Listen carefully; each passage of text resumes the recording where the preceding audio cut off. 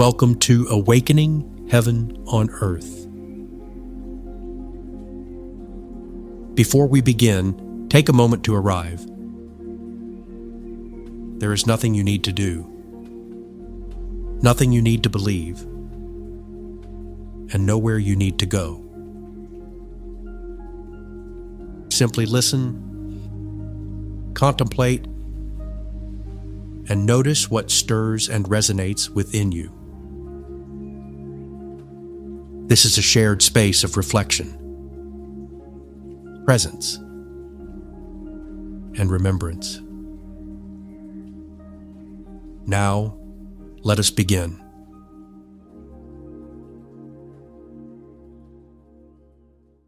Welcome.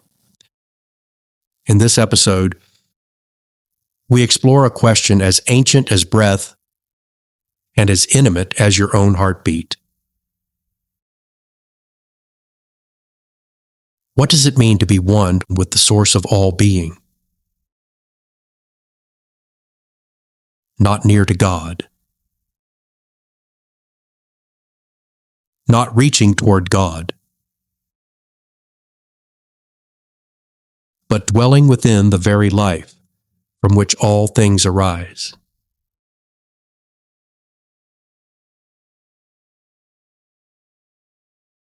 Across sacred traditions, philosophy, psychology, and science,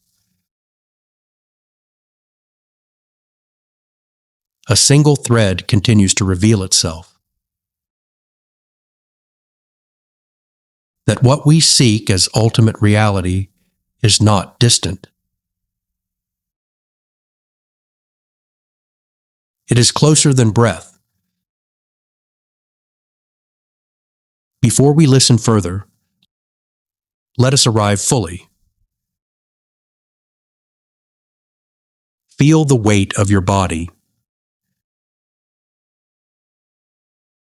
the rhythm of your breath, the quiet presence that allows both to exist.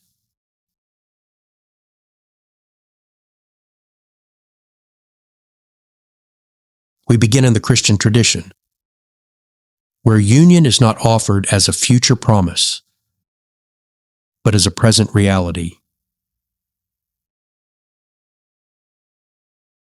From Paul's letter to the Romans, chapter 8, verses 38 through 39. For I am convinced that neither death nor life, neither angels nor demons, neither the present nor the future, nor any powers, neither height nor depth, nor anything else in all creation will be able to separate us from the love of God. Here, the sacred voice does not speak of reunion after separation. It speaks of a love from which separation is impossible.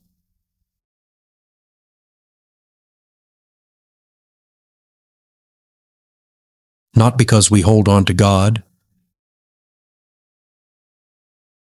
but because God holds all things within itself.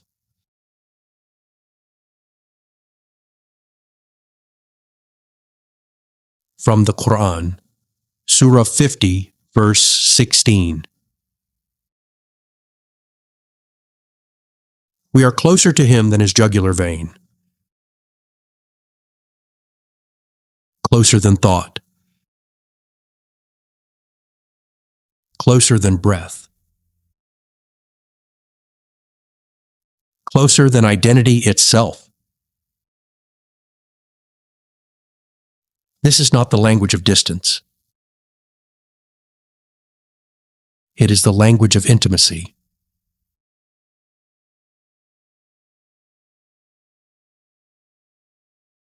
From the Bhagavad Gita, chapter 10, verse 20. I am the Self seated in the hearts of all beings. I am the beginning, the middle, and the end. of all that exists.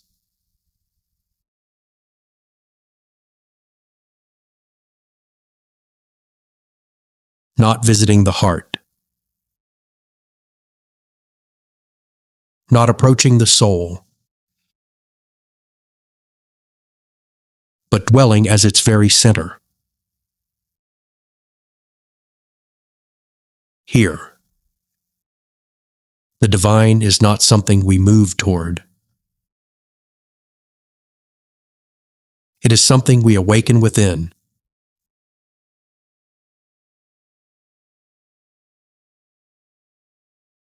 From the Dhammapada, verse 1. All that we are is the result of what we have thought. This is not a denial of the sacred. It is an invitation to see that perception itself can veil or reveal what is already here.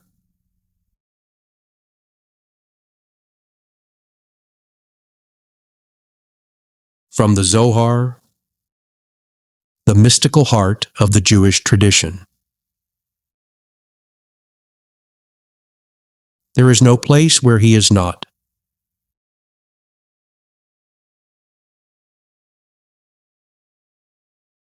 No space empty. No moment abandoned. No soul outside the field of presence.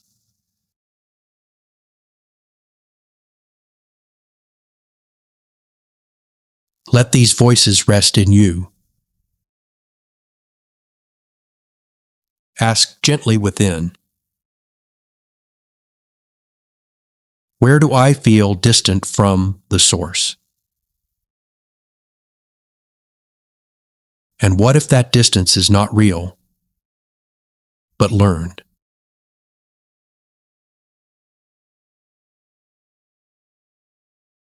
Long before modern science, before psychology, before even formal theology, the philosophers spoke of something they called the monad.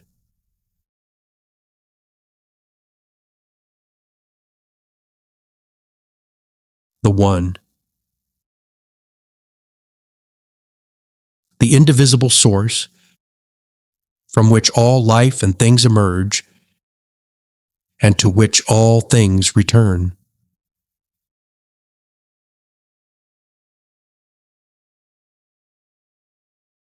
Not a being among beings,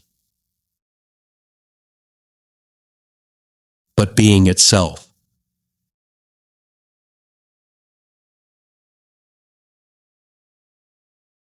In this vision, the universe is not a collection of separate objects. It is a living unfolding of a single reality, appearing as many.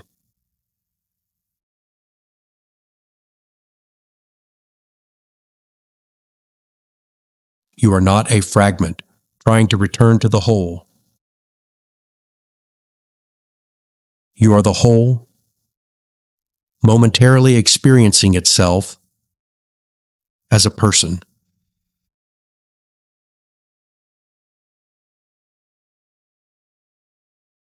In the language of psychology, Carl Jung approached this same mystery through the soul. He spoke of the universal self, not as the ego, but as the totality of the psyche, the collective consciousness.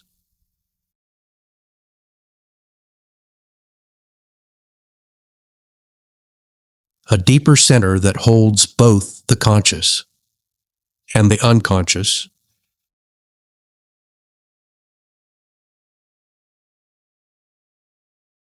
For Jung, the journey of life was not about becoming something new, but remembering what we already are.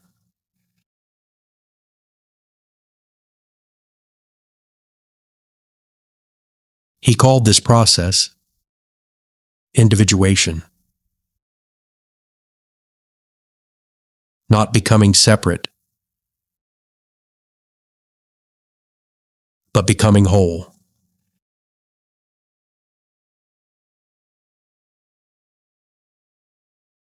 The mystics call it union. The philosophers call it the one. The psychologists call it the self.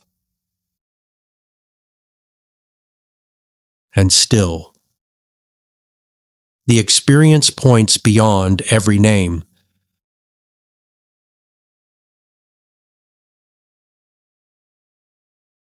In our time, science has found its own language for this ancient wonder. You may have heard it called the God particle. Its true name is the Higgs boson. Not a scientific proof of God. Not a doorway to heaven. But a discovery that whispers something profound.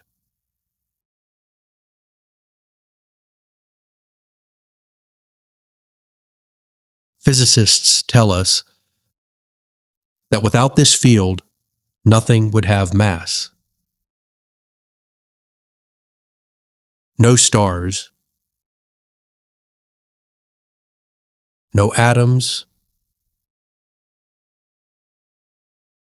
no bodies, no worlds. Everything would pass through everything, like light through empty space.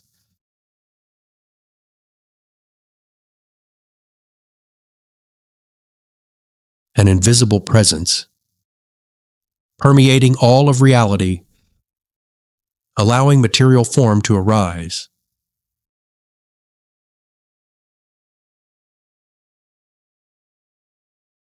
The mystics said it first. The visible is born from the invisible.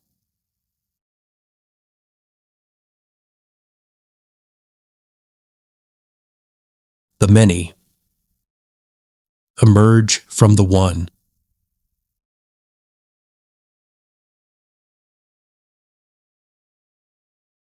Science now speaks not only of particles, but of fields. Not only of things, but of relationships. And in the language of the soul, you are not made only of matter. You are made of connection to the one.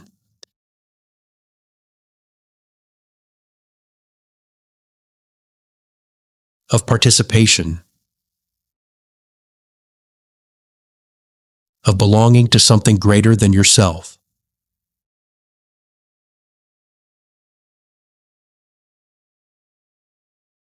Let this settle. Feel your breath. Your heartbeat. The quiet awareness that knows both. Ask gently, what is it that allows me to be?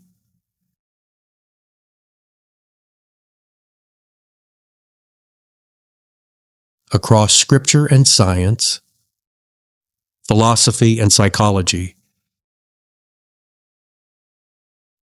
a single truth continues to rise.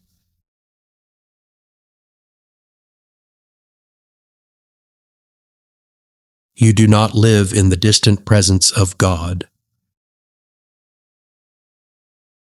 You live as an expression of the divine source.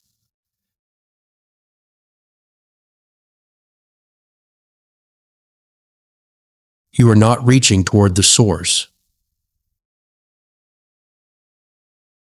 You are rising from it, moment by moment, breath by breath, life within life.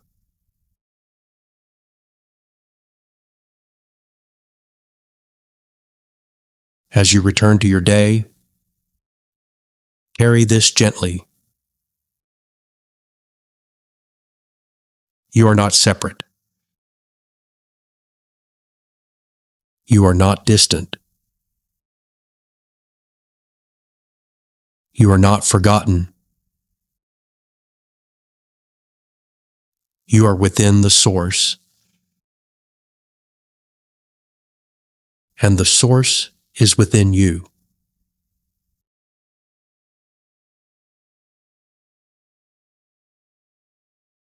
Until we meet again, walk in remembrance, and let heaven be lived through you on earth. As we come to a close, there is nothing you need to carry, nothing you need to remember, and nothing you need to make of what you've heard. Allow what has resonated to remain, and let the rest pass gently away.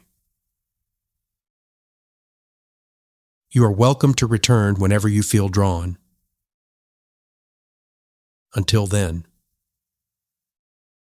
may you walk in love, joy, peace, presence, and rest in unity. Thank you for listening.